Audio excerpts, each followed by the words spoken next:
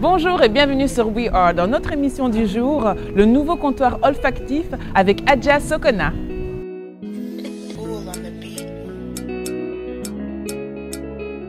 Bonjour Adja et bienvenue sur We Are. Bonjour Mélia, merci de m'avoir invitée. Tout le plaisir est pour nous. Alors nous allons rentrer tout de suite dans le vif du sujet. Présente-toi s'il te plaît. Donc, tel que Mélia l'a dit, je m'appelle Adja Bonko Sokona. Je suis mauritanienne, malienne et belge. Et je suis la propriétaire des nouveaux comptoirs olfactifs. Alors parle-nous de ton parcours. Alors mon parcours, il est un peu atypique dans le sens où je suis arrivée en Belgique avec toute ma famille étant petite. Mon parcours scolaire est traditionnel entre ici et la France. Et après ça, j'ai fait mes études universitaires ici en Belgique, une première partie. Et j'ai terminé en France où j'ai fait des études de journalisme. Après mes études de journalisme, j'ai exercé dans le monde des médias en France notamment, et ceci pendant de très longues années. Et comment on passe du monde des médias au monde des senteurs? C'est pour ça que je disais que j'avais un parcours un peu atypique justement. Pas? Mais en fait, c'est le hasard si l'on veut, mais bon, moi je pense pas que je crois pas trop au hasard. C'est un concours de circonstances, disons que lorsque j'étais en France, j'ai rencontré mon ex-compagnon qui était belge, qui a voulu qu'on revienne ici en fait. Et du coup, je devais me réorienter professionnellement. Et j'en avais un peu marre du monde du journalisme parce que, comme vous allez le voir, moi je suis une personne qui fonctionne par passion. Et j'ai eu énormément de passion pour ce métier de journalisme. Et j'étais arrivée à un moment où je n'en avais plus. Plus de plaisir. Tout à fait. Enfin, oui, voilà, ça répondait plus aux besoins que j'avais. Et du coup, le hasard a fait que je me suis réorientée. J'ai d'abord travaillé pour une entreprise qui m'avait engagée pour m'occuper de sa communication, mais au niveau parfum. C'est une entreprise qui avait... Et c'est là que la passion a commencé? En fait, la passion a toujours été là. Pour le parfum? Pour le parfum, ouais. Alors parle-nous de ça alors. J'ai toujours... déjà, il faut dire que j'ai des parents qui sont amoureux des parfums. J'ai mon père qui était un très grand collectionneur de parfums. Ma maman, je le dis d'ailleurs sur mon site internet, elle adore les odeurs. Elle se faisait faire ses parfums sur mesure. Moi, je me souviens déjà quand j'étais à l'époque, petite, elle allait chez Guerlain faire ses parfums sur mesure. Et puis aussi, cette passion des odeurs, c'est quelque part culturel. Chez nous, en Afrique de l'Ouest, on utilise énormément l'encens, qu'on appelle Woussoulan, que les Congolais appellent le Tchouraï. D'ailleurs, que je ne connaissais pas d'ailleurs. Vous ne connaissez pas, je pourrais vous faire sentir tout à l'heure. Avec plaisir. Et donc chez nous, en fait, cet encens accompagne tous les cycles de la vie d'une femme, d'un homme. Du mariage à la naissance. De la naissance au mariage, à la mort. Il y a toujours de l'encens quelque part. Lorsque vous recevez des amis, on va mettre de l'encens pour c'est souhaiter la bienvenue, pour assainir la maison, etc. Donc ma passion pour les odeurs, elle est née là. Et puis j'aimais déjà les odeurs. Donc finalement, lorsque je me suis retrouvée à travailler pour cette entreprise, dans les parfums, je me sentais très à l'aise parce que c'était un monde qui ne m'était pas inconnu. Et puis je mettais les parfums traditionnels, les Chanel et compagnie. Et en fait, en travaillant dans cette entreprise, j'ai changé de section. Le hasard, encore une fois, entre guillemets, a fait qu'il manquait des personnes dans le retail. Et on nous a proposé si on voulait aller vendre, parce qu'il manquait du personnel. Et voilà. Et je me suis retrouvée à vendre du parfum. Et j'ai adoré ça. D'accord. Alors, de vendeuse de parfum à avoir son propre comptoir où on crée du parfum pour les autres. Comment ça se passe? En fait, je suis restée de très nombreuses années à travailler pour les grandes maisons de parfums. J'ai appris beaucoup, je me suis énormément formée et puis je m'intéressais à tout ce qui se passait dans le monde de la parfumerie. Donc je savais que c'était plus qu'une passion, ça devenait vraiment un mode de vie et je savais que j'allais faire quelque chose de plus. Ce qui m'a poussée à ouvrir les nouveaux comptoirs olfactifs, c'est que moi, tel que je vous l'ai dit au début, moi je suis une personne qui fonctionne par passion. J'ai une passion de tout. Les gens que j'aime, je suis passionnée d'eux. Enfin j'ai besoin de de ce coup de boost là pour avancer. Et je commençais un peu à faire du surplace dans la parfumerie traditionnelle parce que je voyais que ça ne correspondait plus à ma personnalité. Je me sentais un peu malhonnête vis-à-vis de la clientèle. Je lui vendais des produits finalement luxueux, assez chers, mais quelquefois je vendais des produits qui ne correspondaient pas du tout à la personnalité du client. Donc voilà, d'où le besoin d'aller plus loin. Dans la création du parfum même. Et puis, ce qu'il faut dire, c'est que, bon, travailler pour une grande entreprise de maison de parfum, etc., on te pousse, on te presse, c'est des chiffres. Clairement, voilà. C'est corporate. Exactement. Chiffres. Donc, et comme je voulais éviter le burn-out, astucieux, j'ai envie de dire, surtout par les temps qui courent en ce moment.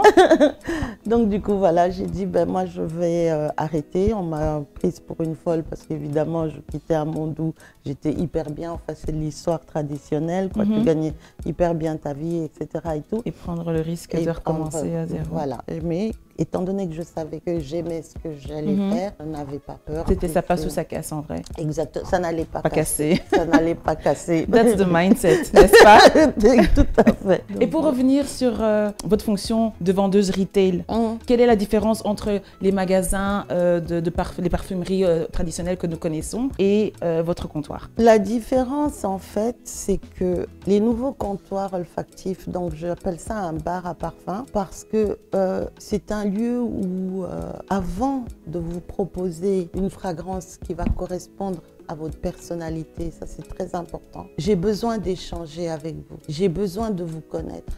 Donc ça implique qu'on passe du temps ensemble, ça implique que vous vous livriez un peu à moi et que forcément, à un niveau moi aussi. Personnel, émotionnel. Totalement. Quand tu dis vous livrez un peu. Que je sache qui vous êtes, ce que vous voulez, quel est le côté de votre personnalité que vous voulez faire ressortir au moment où vous voulez avoir un parfum. D'accord. Donc, ça va au-delà du fait de vous, ce qui va faire la différence, la distinction entre une maison de parfum traditionnelle et la mienne, c'est que ça va au-delà du fait de vous vendre une marque. Ici, je ne suis pas là pour vous dire, voilà, si vous mettez une de mes fragrances, vous allez ressembler à Charlize Theron. Non, ici, je vous présente un parfum, vous allez être celle que vous voulez être. En fait. Voilà, ça c'est la différence, l'une des différences. D'accord. Après, mon core business, c'est de travailler des matières naturelles. C'est-à-dire qu'à la différence des parfumeries traditionnelles, il n'y a pas de molécules de synthèse, il n'y a pas de fixateur chimique. Tout est fait à base d'huile essentielle biologique et d'alcool biologique. Voilà. Et c'est ça qui va me distinguer des autres parfumeries. En Belgique, je suis la seule à faire ça. Je ne suis pas la seule à travailler les matières naturelles, mais disons que c'est le seul endroit où vous trouvez autant de parfums naturels réunis sous le même toit. Sur le même, voilà. Et est-ce qu'on peut dire que les parfums que tu fais sur mesure, parce que c'est ce que c'est, sont des parfums, parce que nous les Africains, qu'on se dise la vérité, quand on achète un parfum, on veut un parfum qui tient longtemps, qui est sur la durée. Et le fait que tu utilises des matières naturelles, est-ce qu'on peut dire que ce sont les parfums qu'on achèterait ici, ce seront des parfums effectivement que si on met une fois, un pchit, comme on dit, ça va rester vraiment. Parce que tu as utilisé un terme tout à l'heure que tu disais quand on met un parfum et quand on passe, ça laissait un sillage. Un sillage, voilà. Est-ce que ce sont tous ces genres de parfums qu'on pourra trouver ici qui laisseront un sillage? Alors, au risque de te décevoir, non. J'ai des parfums, vous savez, les parfums sont classés en famille olfactive. Il y a les hespéridés qui vont être les acidulés, tout ce qui est bergamote, néroli, etc., qui sont des parfums assez frais, ou les parfums, la famille des aromatisés, c'est des choses assez fraîches qui donnent de la vitalité et qui ne sont pas forcément censées donner un sillage. Ou alors il y a des fleuris assez doux, assez ronds, etc., qui ne sont pas censés donner, c'est plus des parfums de peau beaucoup plus personnels. Maintenant, si vous voulez aller dans des parfums qui laissent un grand sillage, on va aller plutôt vers les orientaux, des parfums très séducteurs, très capiteux, des odeurs assez fortes, imposantes. Voilà, ça, ce sont des parfums. Donc, c'est quand même un petit peu plus profond que ça, en fait. Donc, il faut vraiment rechercher ce qu'on veut, ce qu'on recherche, ce qu'on veut faire sortir de la personnalité. Totalement. Ah, mais j'ai des parfums qui peuvent rester des jours et des jours, comme j'ai des parfums qui restent un peu plus longtemps. Et puis aussi, tout dépend si vous prenez une eau de toilette ou une eau de parfum ou un parfum. Là aussi, il y a une différence, on est bien d'accord, effectivement. Je suis toute excitée parce que j'apprends tout plein de choses en ce moment. Par contre, j'avais une autre question. Dans ce monde des senteurs, je suppose qu'en tant que femme, en tant que femme afrodescendante, ça n'a pas été tous les jours facile. Est-ce que tu pourrais nous parler ou partager avec nous les obstacles que tu as rencontrés et comment tu les as surmontés? Bien évidemment, hein, tel que tu l'as dit, j'ai rencontré des obstacles aussi en tant que femme africaine. Au-delà de ça, j'ai aussi rencontré des problèmes parce que je voulais créer ma propre structure. Voilà. J'étais déjà pour la reconversion journalisme parfum, non, ça allait de soi, j'ai pas eu tant de problèmes que ça. Mais c'est plutôt quitter un emploi stable, etc. pour me retrouver dans le monde de l'entrepreneuriat qui est beaucoup plus compliqué, etc. Surtout que voilà, je l'avais jamais été auparavant, donc ça a été compliqué. J'ai dû me poser, j'ai dû réfléchir exactement à ce que je voulais faire, et je savais que autant j'étais passionnée, que je connaissais mes parfums, etc. Parce qu'entre-temps j'avais été suivre des formations en olfaction et tout ce qu'il faut. Mais voilà, mais il y a d'autres. L'entrepreneuriat, c'est vaste, ce n'est pas que créer ton concept et puis ça. On est bien d'accord. Hein, vous voyez, donc du coup, voilà, il fallait que je m'entoure, il fallait que j'ai un bon comptable, j'ai un bon avocat, j'ai un bon community manager, etc. Et tout ça, c'était problématique pour certains. Ça a été facile pour le comptable, enfin quoique le comptable, j'ai changé plusieurs fois.